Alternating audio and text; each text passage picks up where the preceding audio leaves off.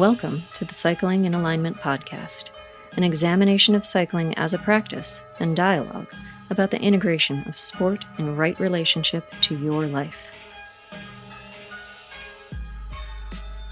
Greetings and salutations, Space Monkeys. Before we begin our episode, a brief reminder that this podcast depends on support from the audience. The reason I am able to continue with this project is because of the support of patrons. If you are a member of my audience and you feel I have offered you insight or added value to your cycling journey, please consider a visit to my website, colbypierce.com, where you can make a contribution to the Cycling in Alignment podcast. You can support the show for as little as $8 for a one-time contribution, or choose to subscribe as an ongoing member. Thank you for your consideration. Here's your reminder to think critically, act intuitively, and pedal consciously.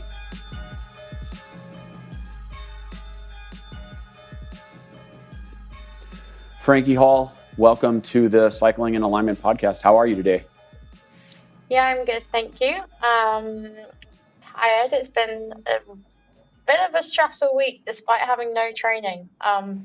Seem to be more tired than I thought would be possible, but I guess body healing takes a bit out of you. Catching up on a lot of life things and trying to get on top of some admin as well. So yeah, not too bad though. Sun's shining, so can't complain. Okay. And just so the audience has some context, tell everyone what you've done to yourself. You're obviously wearing a sling for those of you who aren't seeing this on video.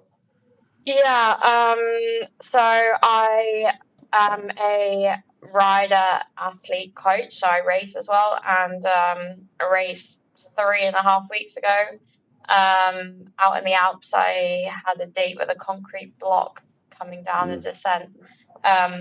Didn't go too well, won't be round two, and I've got scapular fracture, proximal humerus head displacement, and just messed my shoulder up essentially. Very broken shoulder. So we're starting to get some the most pain at the moment is like muscular and ligaments. Probably reattaching, growing. I'm not really too sure, but it's not very pleasant. Yeah, definitely reattaching and growing. That's the MO. The body wants to heal, right? So yeah, we just have to give it all the proper supplies and the time and the rest. Yeah, exactly. Really trying to listen to my. I had this conversation with Nathan actually the other day. Really trying to listen to my own coaching advice. And trying to take it a bit easier, but easier said than done sometimes. Yeah, that can be a challenging one, of course, right? Like we put months of work in, and then you hit the deck, and then the perception is that we're watching it all go away or evaporate. But I gotta say, from my own experience, having my setbacks, and as a coach watching many athletes. There are many times when people come out of that cave and they surprise themselves, right? The freshness can often offset the months of work, and sometimes things come together quite nicely once we get back on the bike and get rolling. I've had that myself. In 2001, I had a knee surgery, and for about 2 months, I was kind of hopeless afterwards when I started riding. And then seemingly out of nowhere, all of a sudden, I was like, wow, I feel amazing. And the rest of the season went great. So there's some optimism for you. I'm really hoping you just said 2 weeks, not 2 months. 2 months, 2 weeks. Well, that was 2 months it was a patellar debridement. So, okay. That includes, I probably didn't pedal for 3.5 weeks, 4 weeks after the surgery. I don't know. It was a long time ago, so I'd have to go look at my notes. But yeah. And then about a month of riding, it was like, but also when you're getting back on the bike after a knee thing, you can't push hard. Yeah. You're just doing this. Yeah. And then I kind of just jumped into the first race because that's what you did. Yeah. And it was like a couple races were like, just sort of following wheels and hanging on. And then all of a sudden the whole system just turned on, and I was like, I basically haven't done anything forever. And here I am. I feel great. And I was at the front of the races, and it was like the freshness offset the apparent lack of training. Yeah, I'm really hoping that I'm going to find this newfound freshness that is like I've never experienced, because the very minimal trainer stuff that I'm doing at the moment, zone 2 is very easy. Like from a muscular fatigue point of view. I'm doing the trainer, I'm in my bathroom because of the contraction required to strap like my shoulder back to a towel rail to try and minimize that imbalance on the trainer. And so like muscular fatigue, despite it being like probably, I don't know, 85% humidity and 27 degrees in there, is very easy. It's just, whether that's my head just telling myself, you're not that unfit, or trying to sweet talk myself, I don't know. But there's definitely some strategies that I've got a review on Monday, and then hopefully can get the green light to actually start pushing myself. It's just been easy just to let my body recover more than anything. And hopefully get the green light to actually start rehab and training, and then utilize some more efficient strategies for time press trainer time. Yeah. Well, and you'll know this, you could probably speak to the figures more accurately than I can. You're very well educated as a coach and as a physiologist. So like, I forget what the figures are, but I think immediately after a fracture, something like 30% of your energy, your kJs of daily, daily expenditure at rest would go towards healing this fracture, especially if it's a major fracture, right? Like, I mean, it's an enormous amount of resources. And we might think like, 30% is a lot, but 30% is like, I mean, that's easily what you would use on a 2-hour ride. Yeah. Right? If you went at a pretty good clip during a normal 24-hour period. So, let alone if you did intervals or something. Like, it's a massive amount of energy draw. So I think people underestimate the resources that the body has to devote to healing. I mean, that's why I make this statement, which is sort of like a kitten poster statement, maybe like, oh, the body wants to heal. But I absolutely believe that's true. Like when you're not whole, when you've broken yourself, the body will go all hands on deck, so to speak, to get you back online. Yeah, it's actually not an area I'm super familiar with, but I can tell you probably more through now experience that this is the first I've broken other bones like humeral head, which I think I've done this time as well. Minor breaks that aren't massive load boning, but this is the first, like this is like proximal my humerus. That's the first major bone I've done. I've never done a femur or anything like that. And I could probably say I've probably underestimated that because, especially this week, I've been really pushing myself rehab range of motion, and I am cooked.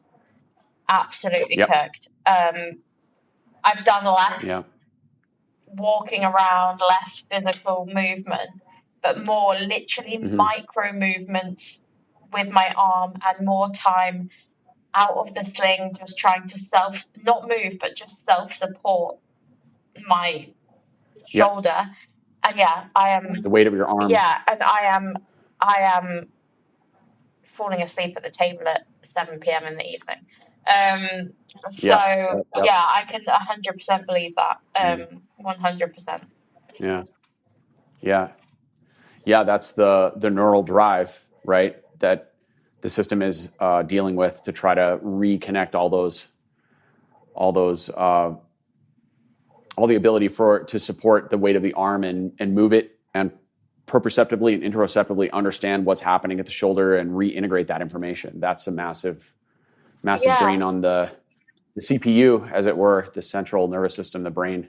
Yeah, it's really. I actually should probably do some more reading and looking into it because it's really interesting, and it's definitely the neuro side of it, because the more work thankfully my boyfriend has been really massively able to help, because the biggest pain and discomfort I've got is obviously in my neck, my traps, and across the back from just being constantly back.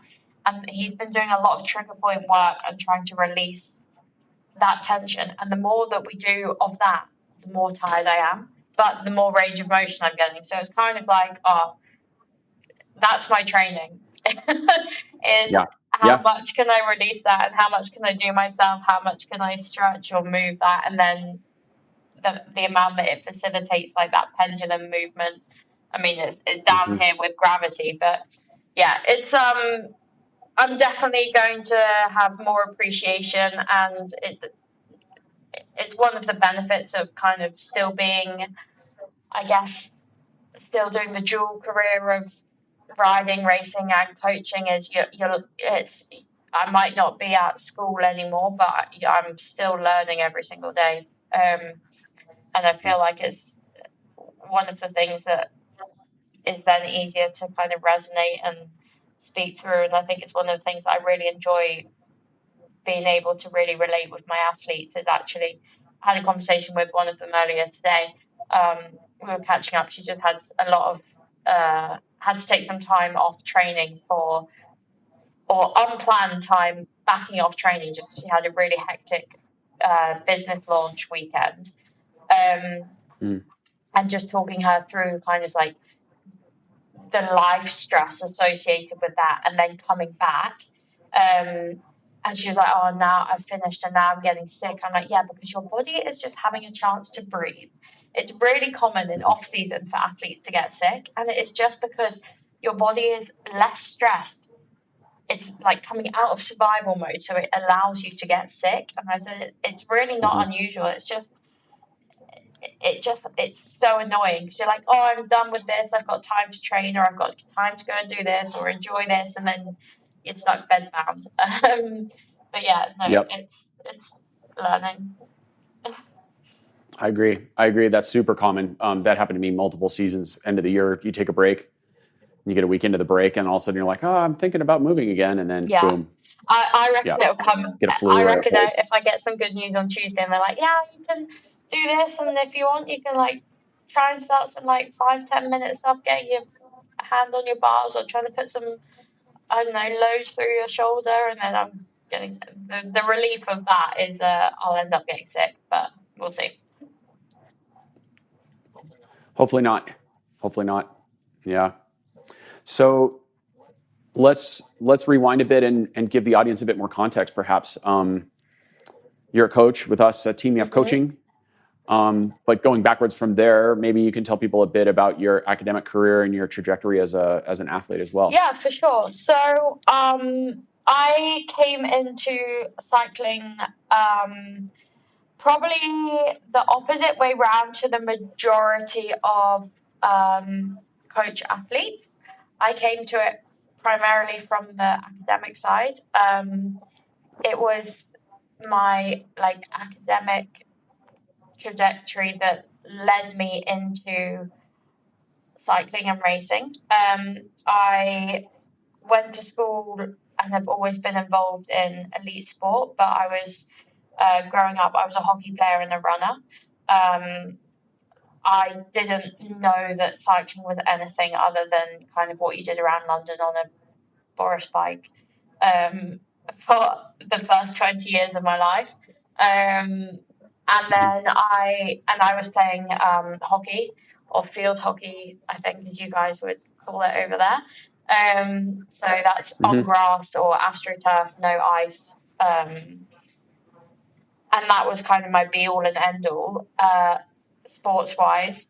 But I was also very academic. I was at a super academic school. I'd gone away to school for the academics, and maths and science were my jam. I did everything I could to get out of English and history and those kind of subjects as early as possible. Taking on, like further maths and 4 sciences or something as a way of getting out of that. And then went on from school, kind of went down the maths, finance, accounting route for a year or two. Realised that I am not an indoors office person, and quickly retreated and thought, right, well, what can I do with this? And went back to uni. I ended up at Loughborough University studying in the first year maths and finance, which is a massive sports university in the UK, slap bang in the middle of England. I think it is pretty much the centre point of England in the Midlands. I did a year of maths and finance, and yeah, as I said, discovered that I really had no real interest in the economics and the business side of it. Really enjoyed the mathematics side, and missed a lot of the sports science related stuff that I'd been doing kind of through school. So yeah, started a joint honours dual degree in maths and sports science, and that was back in 2015. And I was there still playing hockey, and I basically that was the start of kind of 10 years of academics for me. I got injured playing hockey. My rehab from that was non-loading, non-weight bearing, like you just mentioned with your patella. I severed my patella tendon and smashed the patella kneecap, which I just said I'd not had a major bone break before that. But yeah, smashed my patella and did my tendon. So obviously no impact. It was almost probably about 8 months, no impact. And swimming and cycling were the best options for that. I'm not the biggest fan of swimming. I'm definitely not a fan of staring at a black line inside at 6 a.m. in the morning. So I was kind of like on a gym bike. But where I was at uni and where I was surrounded, the people that I was surrounded by, and at this stage I was in physiology labs and starting to get into like the real practical side of physiology. So the prescription side of that paired with my rehab and then my environmental factors and the what we called AU, which I can't even remember what it stands for at the moment, but something to do with the university sports club, athletic union, the sports clubs at uni. Okay. Yeah. I just fell into cycling, went on some club rides, and I was awful. I was absolutely awful. I did my first crit, I think it was 2021, and I was dead last. Like honestly, the first person to get dropped. It was a fourth cap women's race, so like beginners race, off the line, and I think I lasted maybe 30 seconds in the bunch, and I was out the back, and that was that. But I loved it. I absolutely loved it. And so yeah, just kept turning up on these club rides, getting spat and learning more. And that paired with what I was learning in physiology and then doing the labs and then always being like, oh, well, if I always volunteer in labs to be the test subject, then I get to watch what everybody is doing and learn the practical side of it from that, as opposed to just having to focus on. I don't know why I thought like this. Thinking back, this is a really strange thought process. But I was like, if I've got a job of opening and closing gas cylinders or Douglas bag collection or this, all I'm going to be able to focus on is what I'm doing, and I'm not going to be able to do, like, you lose focus of all the different things and how it works. You do like a practical and then you get assessed on, at the end of the year, you'd get assessed on all of the practicals. But it's like, well, if you didn't do this part of that practical in that lab, or you missed that lab, or you missed this, then you're going to have no idea. So yeah, and no one really ever wanted to be the test. I mean, like, what idiot's going to sign up for and be the volunteer for a VO2 max test twice a week? So I was like, oh, I'll do it. I don't mind. So yeah, it was kind of like the combination of that and then learning, basically, yeah, working out, well, if I do this, what does that do? Or if I do that, what does this do? And how does this impact that? Or all of these things. And I think coming from like maths background and B coming from an elite sport, I just really enjoyed the process of trial and error, and the process of something that is so we are not calculators, and it is not as simple as it is black and white, but it is very in some forms. Like you do A, you do B, and C happens in a very, very stripped back way. And I just loved it. So yeah, I developed through that, went on to do finished my undergrad, and I did my master's and postdoc at Loughborough as well. So went into medicinal exercise first, and then into the physiology route, looking at blood flow restriction training and BFR, whilst still developing as a rider. And racing, learning, navigating like the national race scene, and then now racing pro and the women. So I'm still doing both and still loving both. Yeah, awesome. And now you're going to have the opportunity to work at the service course in Girona for EF Pro Cycling and doing some lactate tests there. You did one just the other day with an athlete that's coached by our program, and I got to hear some stories about that with Nathan. So that was great. So that's super exciting. What I want to dig into, if it's all right, is a bit more of your experience with blood flow restriction training. And I know you and I have spoken a bit about it in the past, and I've had Dr. Mike DeBoard on my podcast in the past, and we've talked about his product, which is B3. That's a product he sells, but we talked about the concepts of blood flow restriction training and you and I have had brief discussions about how I've used it myself as an athlete and also with some of my clients.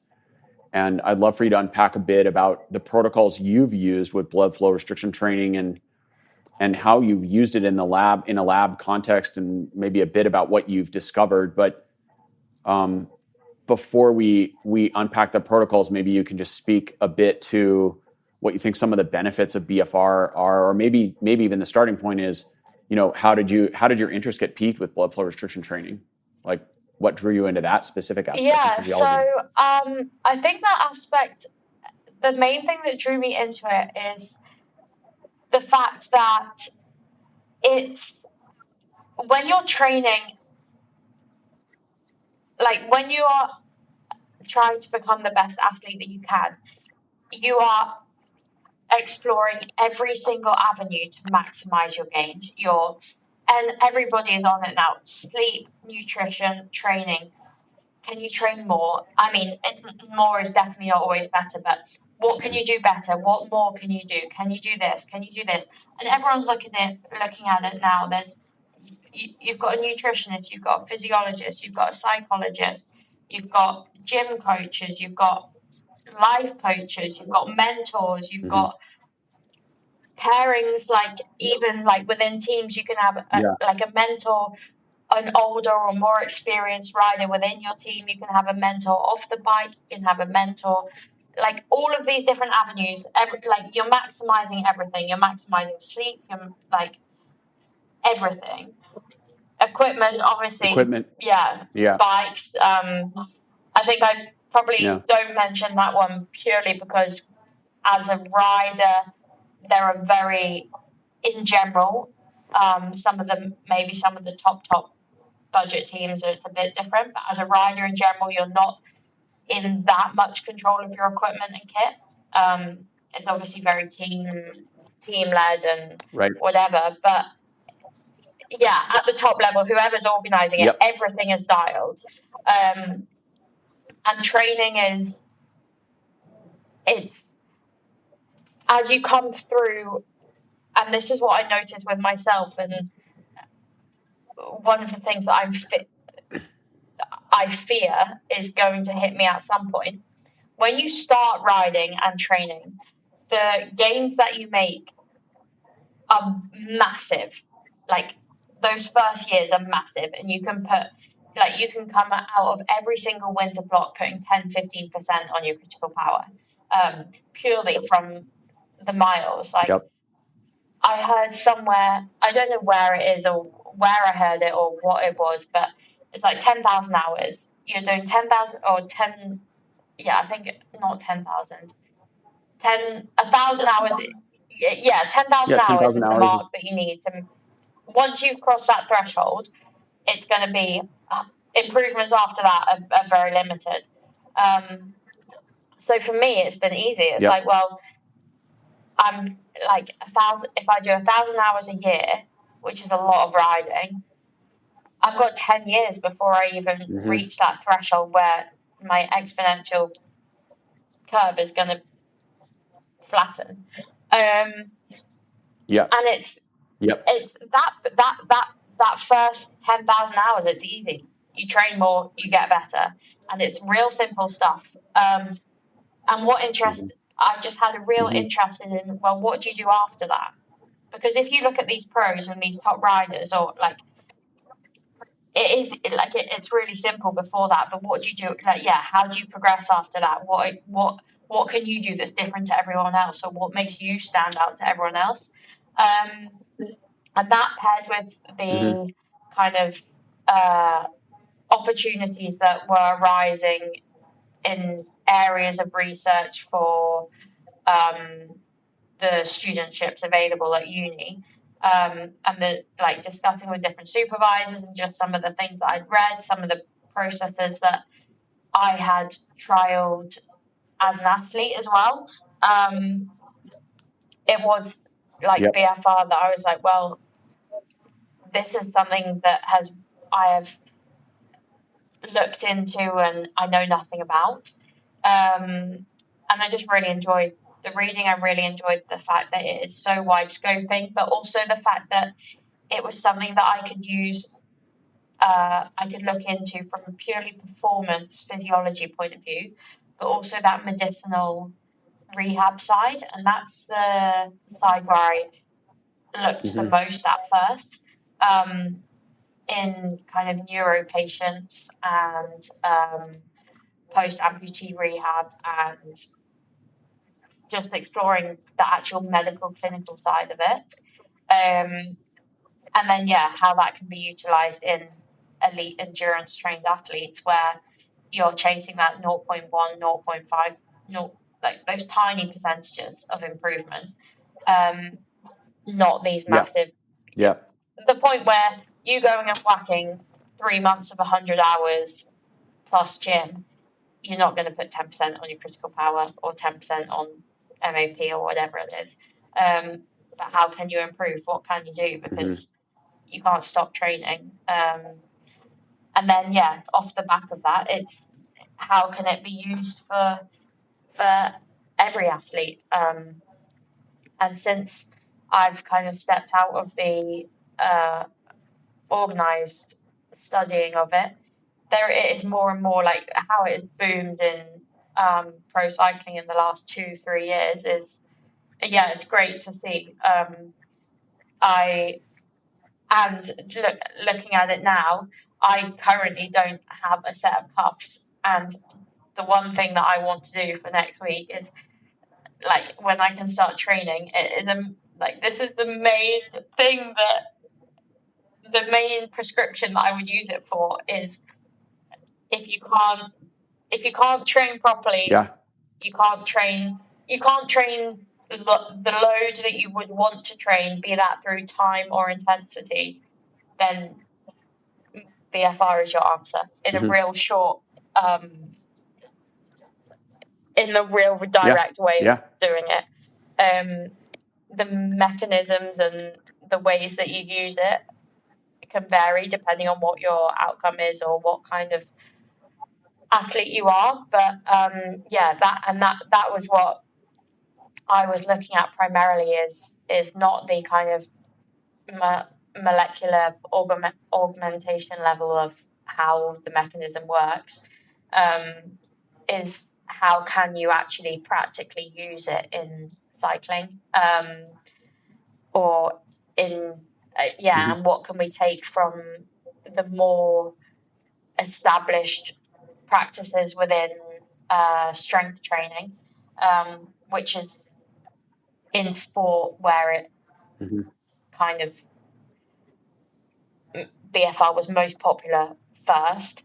How can we use it in endurance training? Because traditionally it has been associated with strength training and muscle hypertrophy, and how does that work for an elite endurance Grand Tour rider? But yeah, Right. Right. that's how can we use it, and what can it do for different athletes, and how can we implement it into kind of all levels of athletes. And essentially it is just another way of creating metabolic stress without fatiguing all systems in the same manner, or having to go out and ride 4 hours before doing whatever intervals you want to do. It gives you back a lot of time, while still maintaining a load of molecular level gains, I guess. It's just a very time, Yeah. just a very time, Maintaining a signal. very time efficient, way of training. And yeah, I just went over some old notes before we jumped on, and the rehab side of it, I'm kicking myself because just the things that are like how it helps in things like bone formation, osteoporosis, and bone mineral density, and everything like that is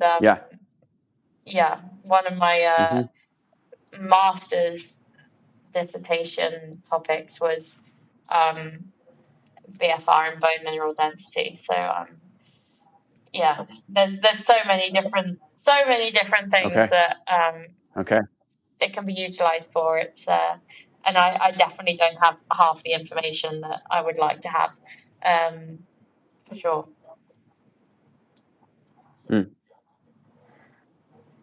So yeah, it sounds like you're due for a prescription of Frankie's coaching. Yeah. Got to get some bands going first. I'm sure you have all the connections from your professional relationships, but I think from the conversations you and I had previously, what you had worked with more in the lab was a kind of scenario where an athlete would do intervals on the trainer without the cuffs on, and they'd complete a very intense set of efforts, maybe 1 minute efforts or something like that. And then they would jump off and put the cuffs on quickly to try to maintain blood lactate levels. So you work to do the interval to achieve this high lactate state, which my understanding is that this is one of the best or most important signals for anabolic metabolism is that high lactate state, right? So we get our lactate up to, whatever, it depends on the athlete, 7, 8, 9, higher than 10 is quite good. And then you hold that lactate. So effectively by restricting blood flow, not occluding, not stopping, but restricting blood flow, we hold that lactate level very high in the bloodstream for a period of time. And that sort of extends the signal without doing any additional damage. And that's one of our best anabolic signals. So we get all these positive impacts from this moment of anabolic stress, right? Perceived by the body. So we get upregulation of anabolic hormones, anabolic meaning muscle building, right? And then also we're kind of effectively, like one of the most important concepts that I've always been in tune with, but I think BFR really kind of zeroes in on is the separation of signal versus stress on the athlete, right? Or if we use engineering terms, like Steven Seiler likes to use this analogy, is stress versus strain. No worries. Right? Oh, someone's at my door. Sorry, 1 second.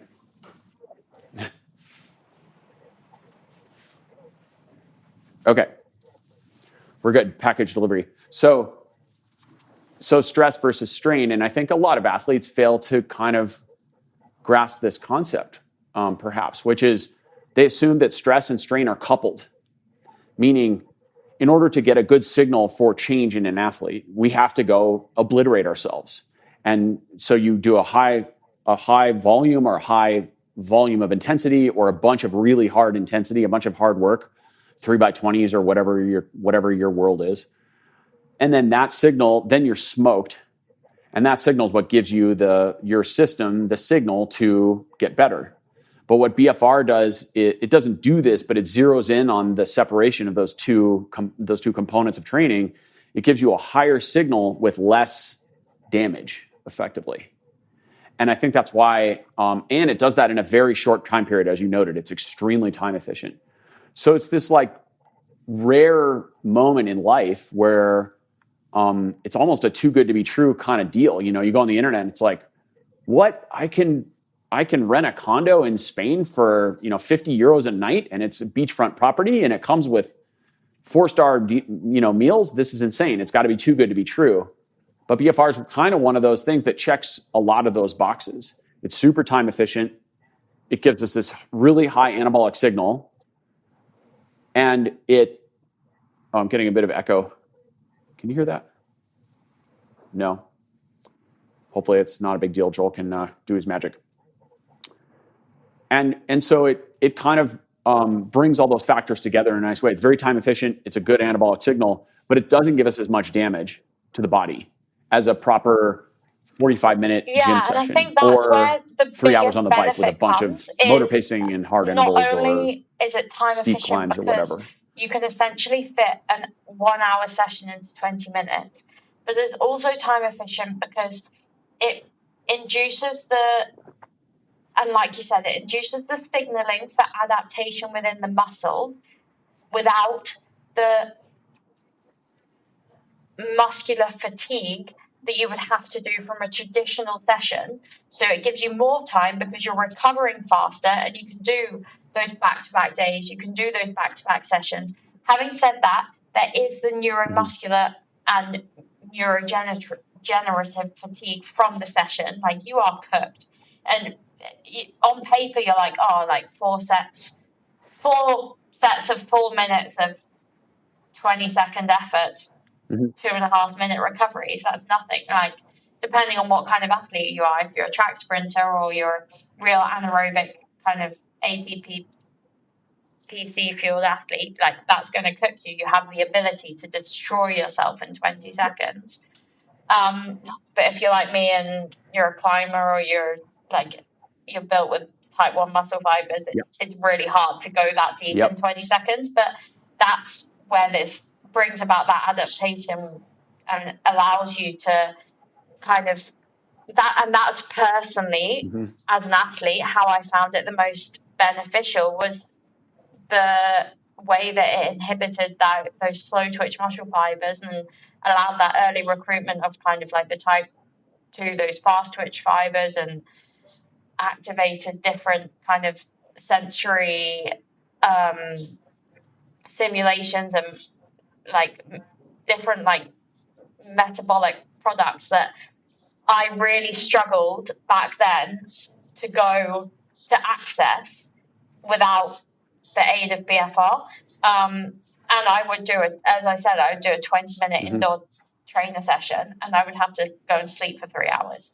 Then you come back and you gym, and you're not as with my legs in. I could still then go and hit max reps in the gym because I didn't have the damage from the session that you would have that you would create if you did a traditional session. So I could only spend 20 minutes on the trainer in the morning. When you're talking, and this is what I was looking at, was I've got a client that's working from 7 a.m. till 8 p.m. every day, but they want to ride, they want to get these benefits, they want to do this, but they only have half an hour they can do on the trainer a day. This is a perfect answer. But then you can use it then, and you can still gym later, and you can get out on your endurance ride. And if you're a fan of a polarized approach to training, it really accentuates the availability to do that, because you're going so hard for not very long, and then you can still go out and do those base endurance aerobic adaptation rides, and you can kind of block session to session to session, essentially accumulate more what I would say your muscles would associate as more training load, without physically it being a higher training load, and kind of be more. It's so hard to explain how you can still you're fresh and you have more, but not fresh to train more, but your muscles and your body and your brain is more fresh to absorb and adapt to the load of training that you're doing. And carry on and keep time blocking and session blocking and stacking bricks, as I call it, because we all know that kind of 1 or 2 sessions isn't going to make or break you as an athlete. There's no hero sessions. There's no golden nugget. There's no this that's going to do this one session once a week and it's going to make you the world's best athlete. It's consistency wins. Hey, if you can stack 6 weeks without getting sick, without getting injured, without doing this, and eat well 90% of the time, sleep well 90% of the time, and do all of that, then you're going to be in a much better position than the hero trainer that whacks out 125, 30-hour week with some whacking sessions and then they're on the couch for the next month. And so that's what I was looking at, is what kind of sessions can we use. What depending on what athlete you've got, what sessions are going to be most beneficial to them, depending on what their goal is, where they need to improve, what their weaknesses are, what their kind of time restrictions are, how it can be used in like the most elite endurance or well trained volume max athletes, those riders that have done those 10,000 hours, as well as kind of amateur time crunched practical training. And then I was also looking at the practicality,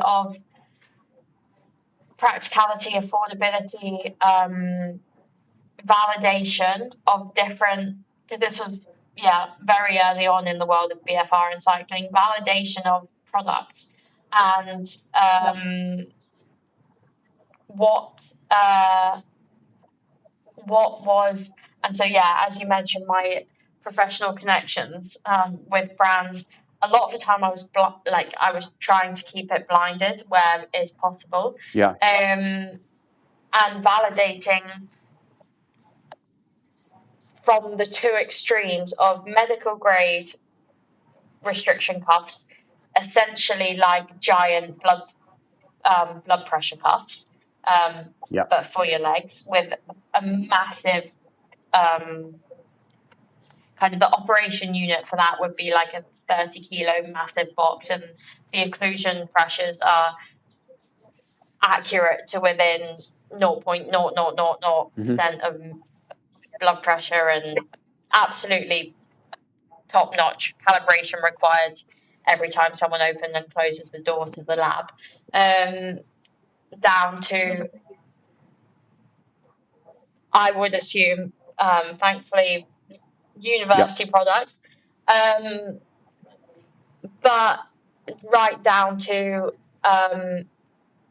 something that could be used very practically. And those are probably actually thousands of euros for that system, right? I would guess. Very often on when I'm traveling on planes, is, can you just use a resistance band? Like, what's the training adaptation using a resistance band, like your bog standard TheraBand, versus using, like you said, something that's, you're potentially looking at 5, 6, 7 more thousand euros to buy, maintain, and operate this machine. Or you can head over to your favorite Asian supplier and order meters worth of TheraBand for €1. And what's the difference? Is there a difference? The practicality. Are you likely to use something more than the other? And then the practicality of the widely available brands and things you can purchase, down to things like some products you're not going to walk around with a massive might not be massive, or the question is exactly that. How big or small does the Bluetooth or cabled, that's another thing. Is it Bluetooth or is it cabled? The accuracy of Bluetooth versus the accuracy of cabled. The speed of inflation for cabled versus Bluetooth. The there's so many different trains of thoughts that I've got to try and control there. But if it's cable, how big can that operating unit be, or how small does it need to be in order to go in your pocket, or is it something you can operate on your own, or at what stage does it require a second person to hold, inflate, utilize? Especially for me as well, was a really, and I roped in different people of different sizes, is how do you design a product that fits all sorts of riders? Have you got male? Have you got female? Have you got sizes within a product? Like for me, looking now at using cuffs on my arms or wanting to use cuffs on my arms for potential bone healing property or bone healing, like I've got a lot of muscles, tendons, everything's been torn from the dislocation, tore everything before the break on the origin part of the bone. That's going to need a lot of work. Can I use BFR to just create that simulate growth and stimulate growth, like all those different hormones that we can bring about in my arm? But where am I going to find a band that is small enough to stay up on an arm that I have very petite upper body anyway, and it's been immobile for 4 weeks, so I have lost every single muscle fiber. It's tiny. How do you create something like that? How do you create the product that's going to sit on someone with a stump post amputation? And then are you restricted to using this in a lab or on a trainer? Or how can you use it in the field? And there's some really good brands out there at the moment. There's one brand that I really want to get in touch with who have created some shorts. There is nothing electronic. It's, I think, what I would, if I had to recommend to someone, it would be my perfect recommendation of practicality and user-friendly. Like, the interface is so user-friendly and simple, straightforward to use, and you can use it out on the road. You can put this product on, adjust the different occlusion levels. It would take a certain level of understanding and comprehension of different occlusion levels and what the sensation should feel like. And I will kind of put my safety hat on and say at this stage that none of this BFR training should be attempted without a lot of reading, a lot of video guidance, or some professional assistance in the first instance, because it can be dangerous. If you get it wrong, it can go very, very wrong. It's not something that I would recommend trial and error at home without somebody else about. But this product enables something that it's very hard to do some real damage, but you can use it for the high occlusion, maximal sessions, like we said, or those lower occlusion kind of sub LT1, sitting around that LT1 marker for extended periods of time as well. And it just has the opportunity to use and do both. And I think that's something that I would probably like to look into more, is the different products and how we can make it more easy to integrate into training, especially for like our kind of financially athletes that don't have the financial freedom to go and spend $400 on a set of BFR cuffs. What can we do to minimize that restriction? How can we increase the accessibility of it? How can we bring it into everyday training? It's actually something that I really like to look into more, for sure.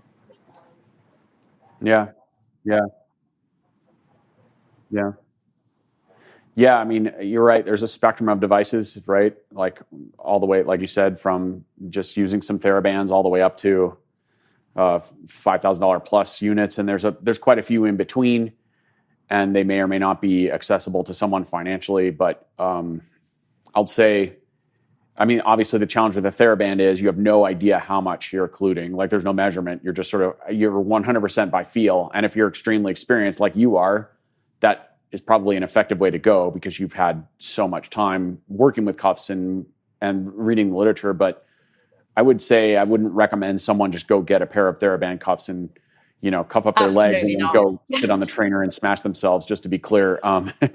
Yeah. Yeah, and that was my safety hat that I was Okay. Absolutely, it's not a recommendation at all, but it's an interesting, obviously, research avenue is what is the difference, and then biopsy at a biopsy level, can you bring about the same like hypertrophic adaptation from using these 5,000, from using both ends of the spectrum? And the short and simple answer is yes. The method in which you do it requires a lot of attention and a lot of support and strategic stuff. But it's then how do you use that knowledge to design the best product for marketing, for sales, for practicality? So it's like, how can we use that science to then build the best product going forward? And what are the factors that you need to consider in order to do that? Yeah. So, okay, I have a nuance, maybe a bit of a nuanced question for you, but in my mental model, there's three possible options for ways to use BFR. We could use the cuffs while we're actually riding, assuming you could get them on your legs and not have too much interference between your thigh and the saddle. Because for people who don't really know what we're talking about exactly, like a blood flow restriction cuff, if you put it on the leg, you would put it as high up on the thigh as you could. So you'd put it as proximal to the torso as you could get it. So that means it's going to be like right up, basically against the base of your pelvis, right? It's as far into your groin as you can get it up there. So that could cause, because you're obviously trying to include the whole leg. Yeah. Right. So that could cause interference with the saddle, depending on the athlete. It depends on what saddle they're on and how big their thighs are, right? Basically, or how big their hamstrings and adductors are. Like if you've got bigger thigh gap, you might be able to get away with riding with bands, where some people probably never would. So there's that consideration. So we could use them on the bike for some people, assuming they can solve that problem. We could do a protocol more like what you have worked with in the lab, it sounds like, which is you do a set of intervals or several sets of intervals, and then immediately after the intervals, you jump off the bike and you put the cuffs on, and then you're just resting with the cuffs on, but the lactate is elevated. That's my understanding. Or maybe you're back on the bike riding easy. I don't know. And then the way I've used them the most, I've played with riding with them, but the way I use them most is actually off the bike in a strength and conditioning session. So I'm doing, lunges and squats and deadlifts, or more. You mentioned this too about how when we put the cuffs on, whether it be arms or legs, I use them on both arms and legs. And I find that when I do off the bike stuff, then I get more of a global lactate level. Is going to spike more quickly because I'm restricting 4 limbs, not just 2. And I'm moving in a way that really emphasizes rotational movement. So I think what we get is a bit of neurological benefit there, because because the muscles and the fascia and everything else is restricted, I'm getting a proprioceptive benefit to the movement because I'm neurally mapping what's happening. Like as soon as you put that load around the limb, the nervous system is going to notice that load, and then you move and the fibers are restricted. There's a mechanical restriction to the fibers. But then also as you move, the joint is going to be more aware of what's happening because you're increasing the stimulus there, right? So, is there another way to use the cuffs that I've missed? I don't think so. Not that I can imagine. On the bike with intervals, after the intervals, or separate. I guess there's just like walking around the block too, right? With cuffs on. Or so I guess it's in answer to that, I was going to say there's another method in like clinical settings, but essentially the method of utilization is the same, because you still use it kind of like low load resistance, whether that's like walking, super low load cycling, or in one really specific example I have is like on a bed rest neuro patient who doesn't have the coordination to kind of use their legs, or like complete bed rest muscle wastage. If you're hooked up to like a preloaded mobility machine where you are not active, like brain cannot, there's no neurological pathway for your brain to signal to your legs to move, to pedal a bike, or pedal a machine. So the machine is motored, but you put the cuffs on, and it's like stimulating the growth hormones and kind of like hemodynamic adaptation of all sorts of things. But essentially, again, it is a mechanical use on the bike or at rest. And yeah, there's been some, I can send you over some papers and stuff as well, but there's been some studies, or quite a lot of like positive research and like significant evidence to show that there's benefits in like hypertension and post-cancer rehab, even in things like kidney dialysis and all sorts of different like clinical utilizations as well. Just an effective tool, kind of like in cancer. I think it was mainly like post chemo, reducing muscle wastage, increasing tolerance to general life stress post, when everything is down, immunity. There's interesting. I didn't know all about different that. And the protocols, and even things like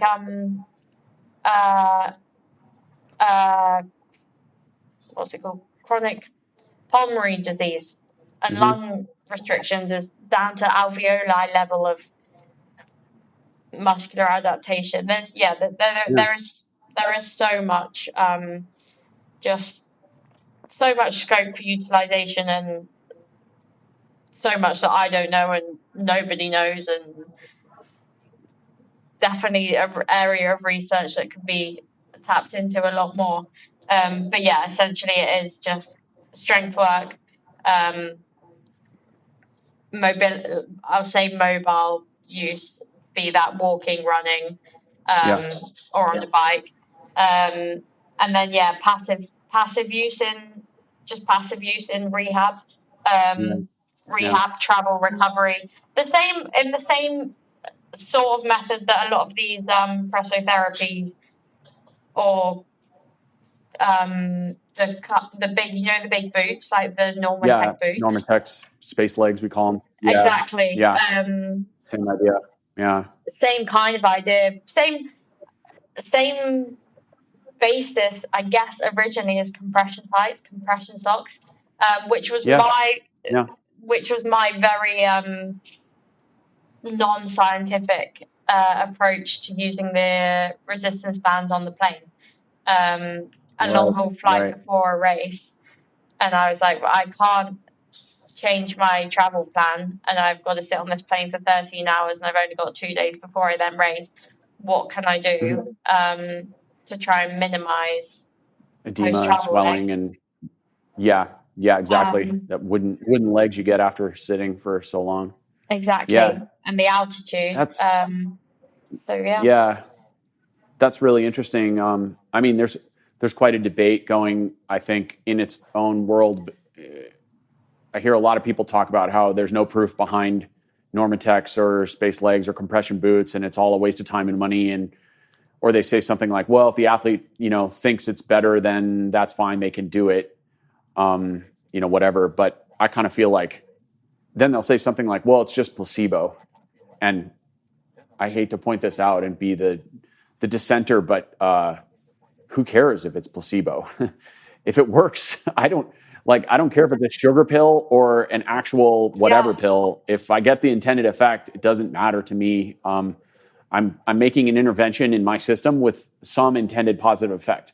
If I get the positive effect, assuming the method doesn't, cause 100%. downstream consequences that are unhealthy, obviously, I don't care. Like, so I think it's an interesting debate, but Yeah.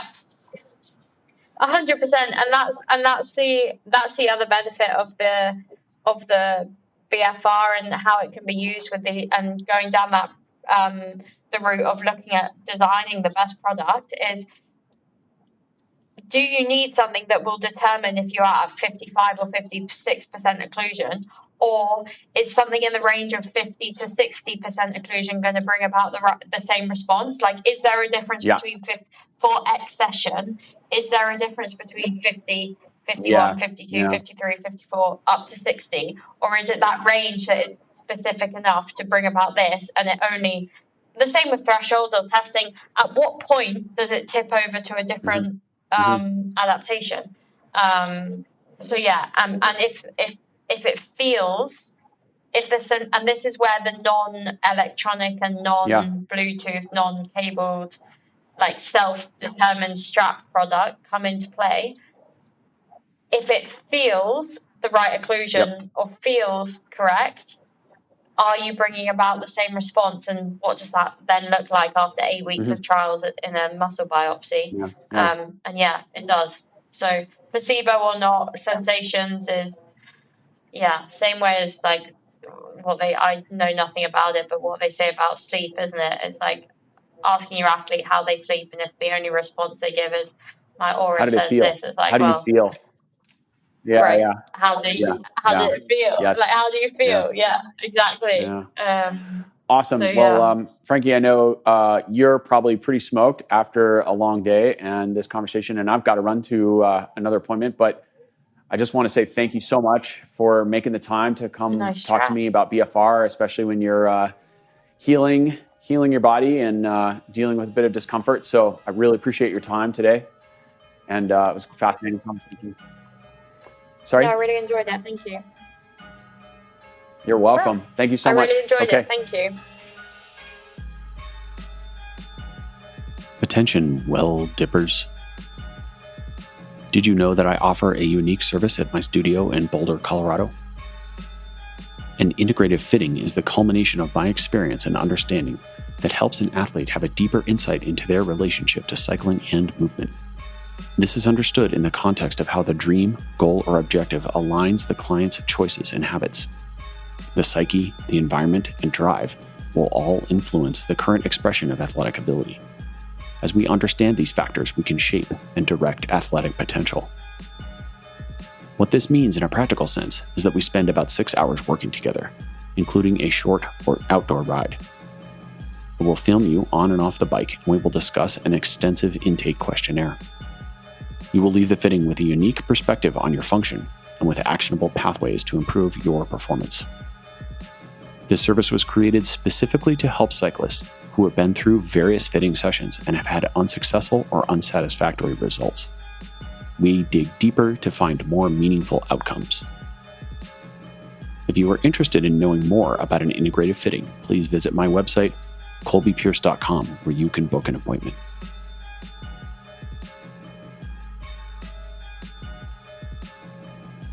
Epilogue. I want to share a few brief thoughts about the inception of Cycling in Alignment. The purpose of this podcast is for me to get 3.5 decades of hard-fought lessons out of my skull. Some of them through my own research and reading. Some of them I've been taught through mentors and colleagues, other riders, other racers. A lot of it, a massive amount of it, was simply trial and error through my own stubborn methods. And that has amassed a certain amount of experience and knowledge, understanding. And while I think I'm reasonably smart and I know quite a bit of stuff, I want to make it clear that the opinions that I share on this podcast are belief systems built on what I've experienced to this point. And that some of those opinions are pretty strong, but they are also loosely held. That is to say that if I learn more about a topic and have a greater level of clarity or understanding, then my old belief systems will be abandoned and I will now operate under that newfound knowledge. So I'm not here to tell people all the things that I know. I'm here to explain what I've learned to this point. And there's a big difference. Also, that is the intent when I discuss things on the pod with guests, is to learn from them and have a discourse. Because if we can't have a discourse as adults, then we've lost one of the basic tenets of modern society. Even if we disagree, we ought to be able to, in most cases, shake hands and walk away. Because after all, this is sport we're talking about, and while sport is training for life, it's nothing to get too upset over. The purpose of the podcast is to help me help other people, and specifically to help them actualize their highest potential by illuminating a path that enables alignment with their truth, their intent, and their coherence. That's really the end goal. So I'm grateful for your listening. My intent is also not, to be clear, to gain an audience or become popular or gain social status in any way. I don't care about that stuff. That said, if you feel an episode that you have heard will help someone you know, please share it with them. That helps us reach the end goal, which is to help more people. Thank you for listening. I'm grateful for your time and attention. Blessings.